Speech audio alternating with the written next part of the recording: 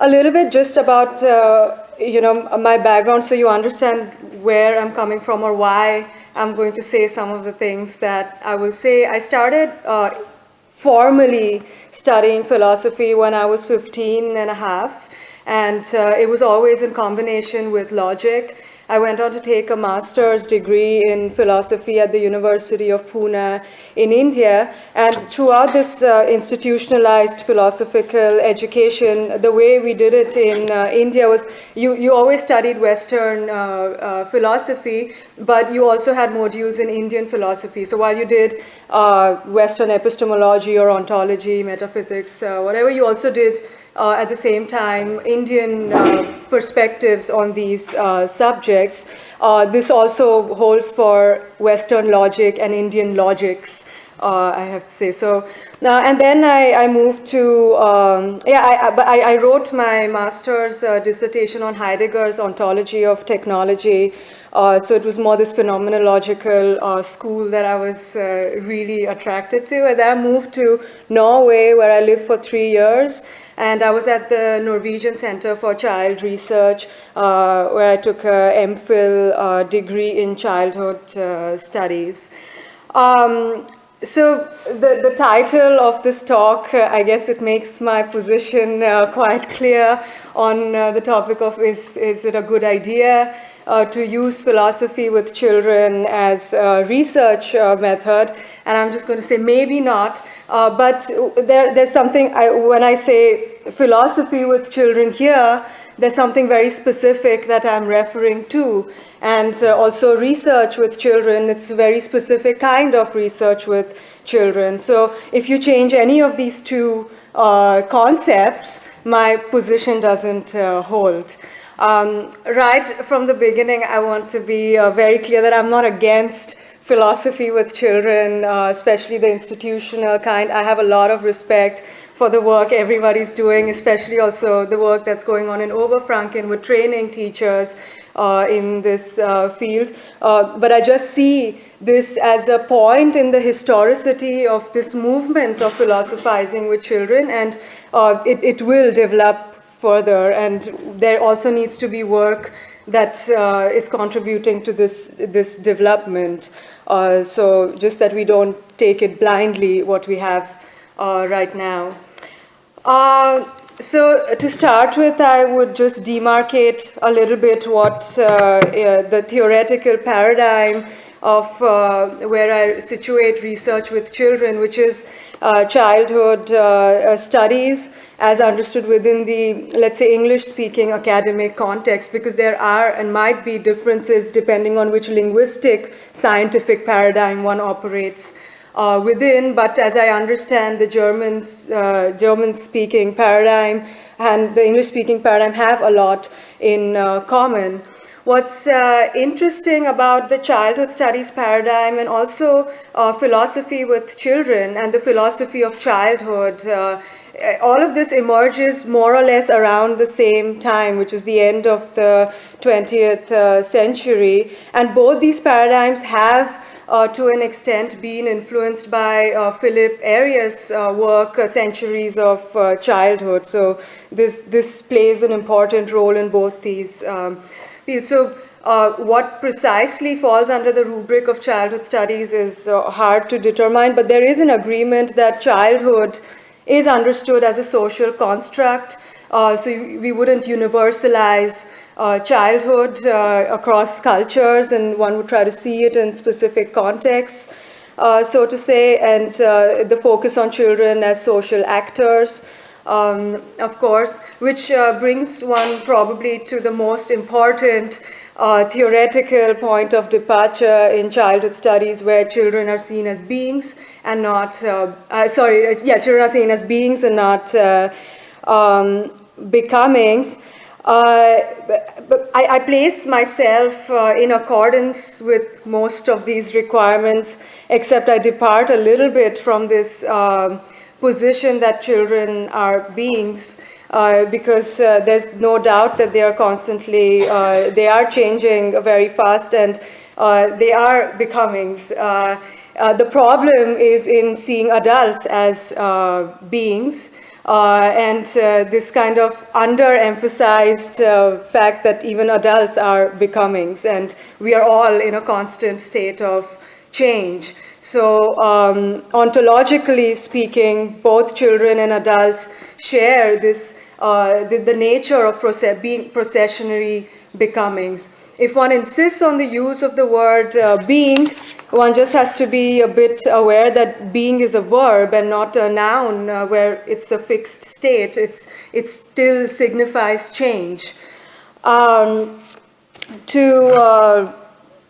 come to philosophy with children, then the trajectory of these practices in the late 20th century in the minority world have been viewed by Wanselheim and Kennedy as a method which has almost become a movement, because there's a lot around philosophy with children. It's not just a method anymore.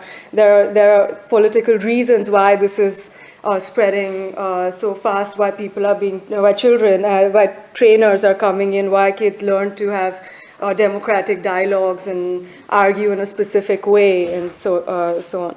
Wanselheim and Kennedy have given three, let's say, threads of seeing philosophy with children. One, focusing on critical thinking within institutional contexts, the analytical thinking skills, which, surprise, surprise, comes from this Matthew Lipman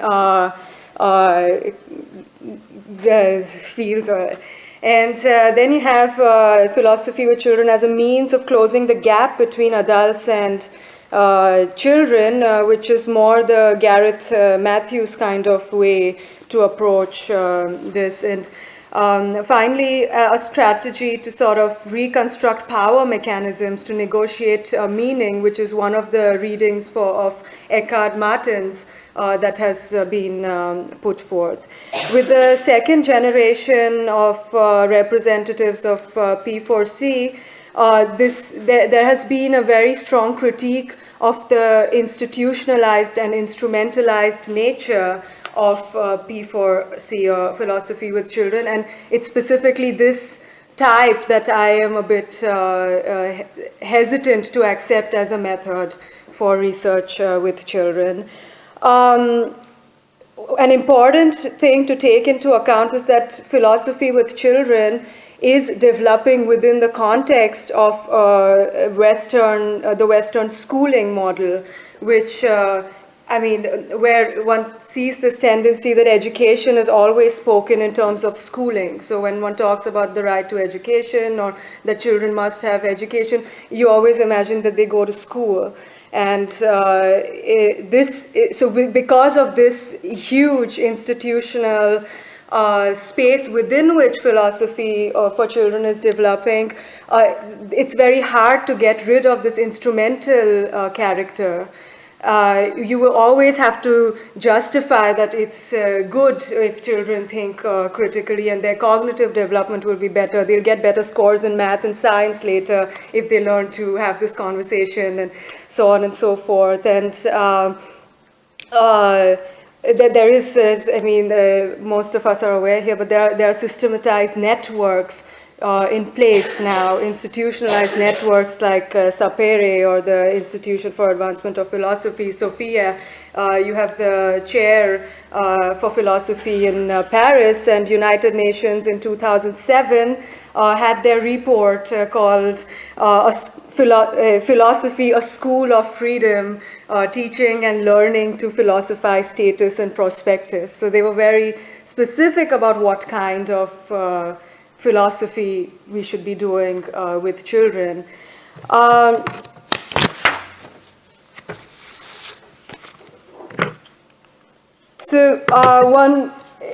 If you're talking about these three, so to say, children, you have research and philosophy. To discuss these three topics or themes, so to say, there's an important word that I think needs attention, and a word that is binding these three together in our context right now, and it is a very simple, the word with. What does it mean to be with somebody in an existential sense of Mitsein? What does it mean to do something with somebody before we talk about philosophy or research or whatever? And I think it's a kind of the absence of a critical reflection on this aspect, which also makes me a little bit skeptical of transferring this method in a research context with children. So I move on to just discussing philosophy now, or what we mean with this, and then maybe at some point we could come back to this with, because it's not like I have an answer for what it means to existentially be with someone. I just think it's an important area to inquire into in, let's say, this community of inquiry.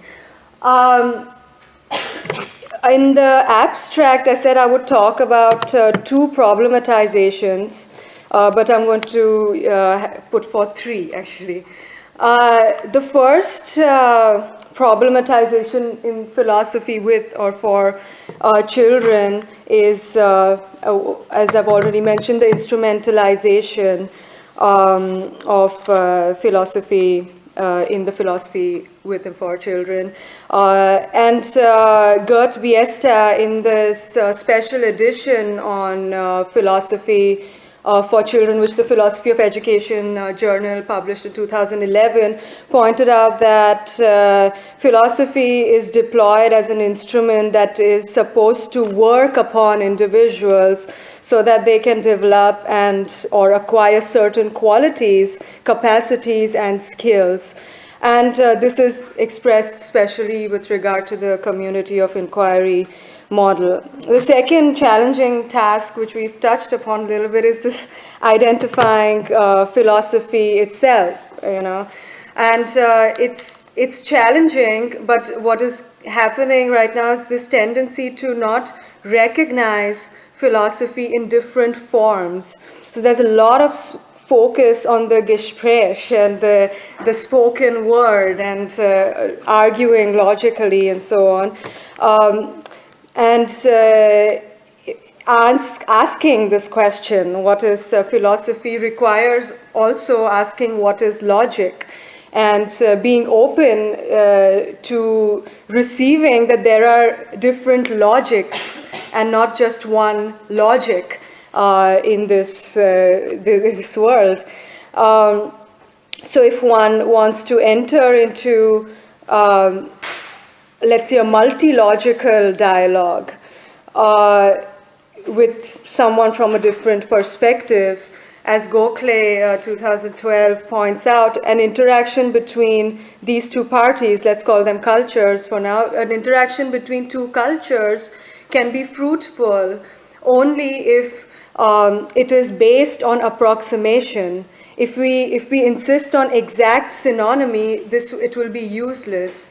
To put it in other words, I say, okay, what I do is philosophy, and when I do philosophy, we argue and we give reasons and this and that. Now you show me what you do, and I'll see if whatever you're doing fits this definition, and then we say, okay, you're philosophizing too, But it doesn't work like that. I need to come in and say, okay, what we do is something like philosophy. This is what the people I work with understand as philosophy. How do you see this? And then you come with an approximate idea, and I come with an approximate idea, and we can negotiate the meaning of what this act means. This is the classic debate also with the definition of science, or what it means to do research or art or whatever. If people or cultures need to interact, we need to let go of a point saying, now you prove yourself to me. This challenge of identifying philosophy exists at two levels. And again, as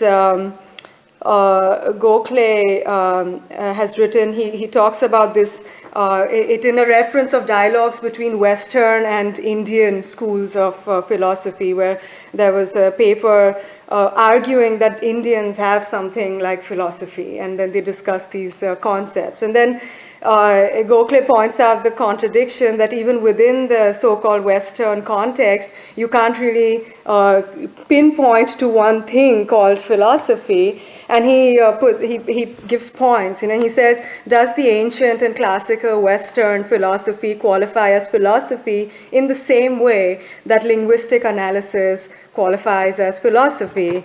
Does linguistic philosophy qualify as philosophy in the sense in which existentialism is philosophy?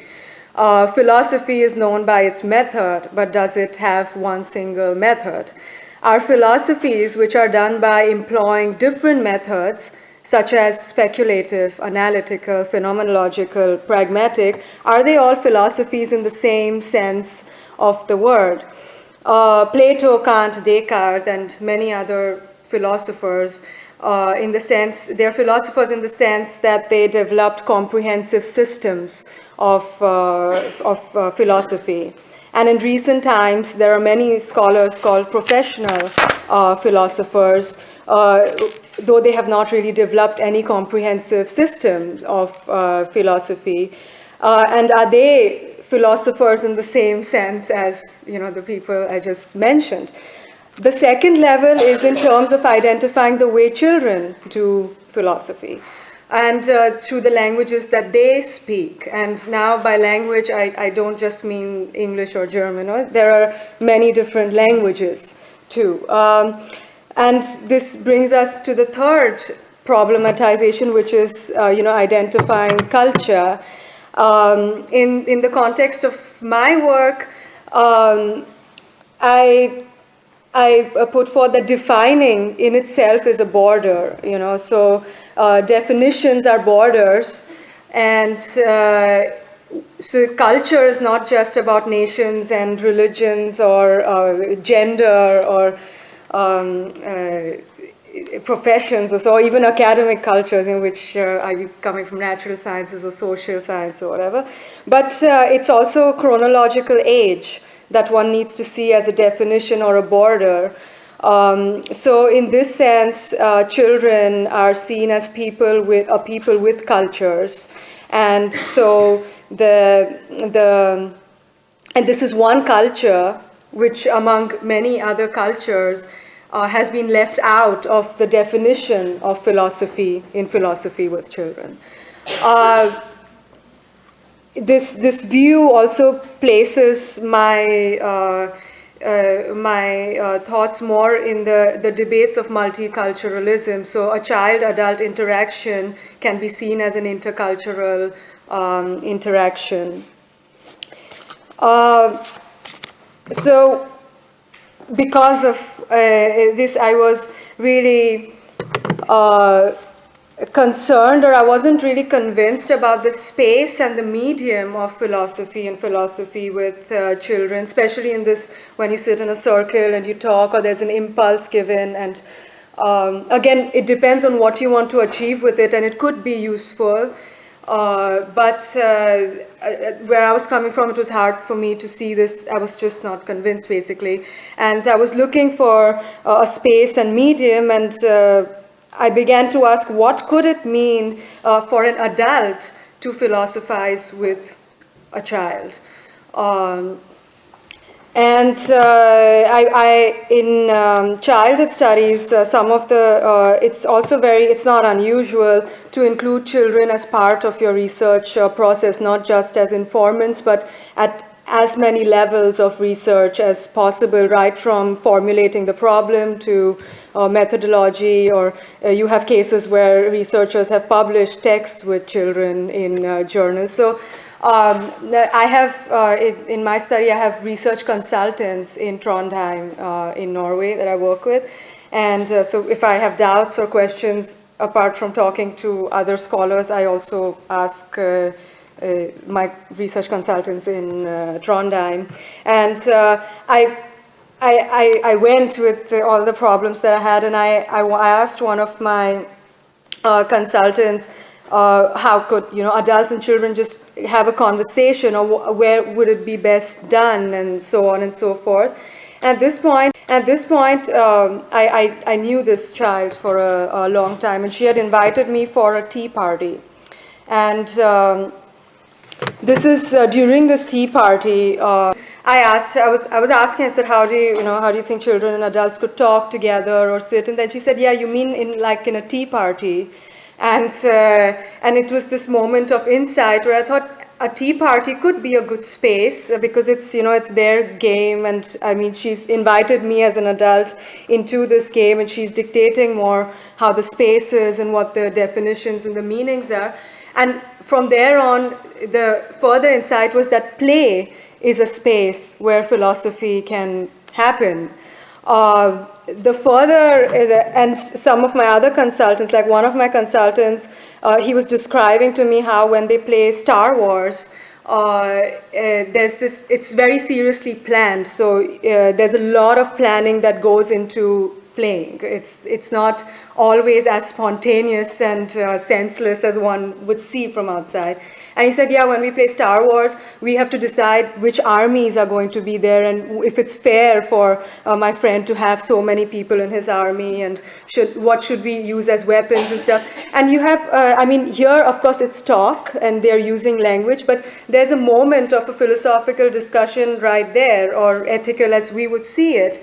But I would argue that it doesn't necessarily have to be spoken word. You can challenge meanings and very basic definitions through acts within games, very basic meanings like what is time, what is space, So if there is a tea party game where the girl decides, okay, we are going to go from here to there, and that means we crossed 3 worlds, so I went from one world to another. You've challenged space right there. You've challenged, for me it's just 2 minutes, but for her they traveled for 200 years maybe, I don't know.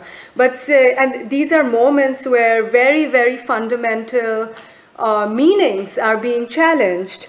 And as a guest, as an adult in that game, if you want to play and be a fun person to play with, it would be good if you dropped your own ideas of what space means, what time means, what your own identity means, So you change roles from one to another, and it's very lived, they're lived experiences.